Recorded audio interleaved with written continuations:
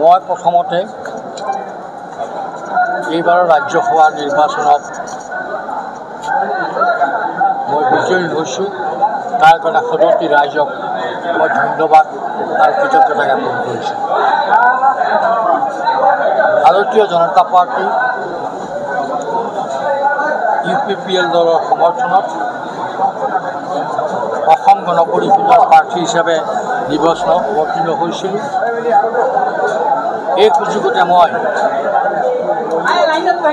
মোক বিজয়ত সহায় কৰাৰ কাৰণে উদ্যোগ লোৱাৰ কাৰণে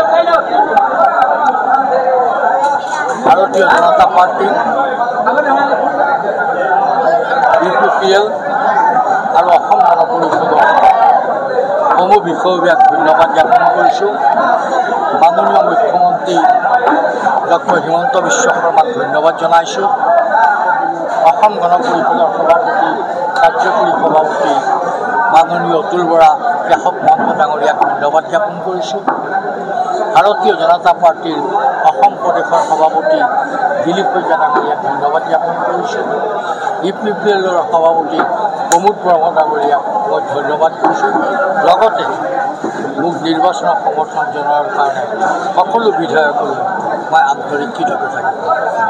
26ৰ কাৰণে কি ধৰণৰ প্ৰস্তুতি অগপৰলৈ নিজাববীয়াকৈ কিবা পাৰ্টিত আগবঢ়াব নেকি? আমি ভাৰতীয় জনতা পাৰ্টিৰ লগত মিত্ৰতাৰে আছোঁ আৰু মিত্ৰতাৰে নিৰ্বাচন খেলিম আৰু 26ৰ নিৰ্বাচনত অসম গণ পৰিষদৰ প্ৰাৰ্থী যাতে অধিক বিজয়ী হ'বৰ কাৰণে তাৰ কাৰণে আমি দিনে নিশাই কাম কৰাৰ কাৰণে প্ৰতিশ্ৰুতিবদ্ধ হৈছোঁ আৰু আমি দিনে নিশাই কাম কৰি দলটো আগুৱাই কিমানখন আসন বিচাৰিব পাৰে? এইবিলাকতো আলোচনা হোৱা নাই, প্ৰাৰম্ভিক পৰ্যায়ত আছে। সময় হ'লে আপোনালোকক নিশ্চয় দলীয় কিবা ৰিফৰ্মবাদে দেখা দিছে নেকি? গ্ৰুপৰ পৰা কিছুমান লেখ মৰা দেখা গৈছে। একো দেখা নাই।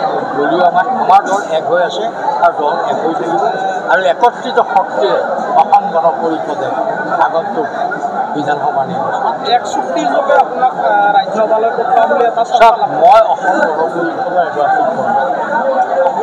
আজিলৈকে অসম গণ পৰিষদে মোক যি নিৰ্দেশনা দিছে প্ৰতিটো নিৰ্দেশনা কাৰণে আৰু ভৱিষ্যতৰ যি নিৰ্দেশ দিব সেই নিৰ্দেশ মই আশা ৰাখিছোঁ। ধন্যবাদ।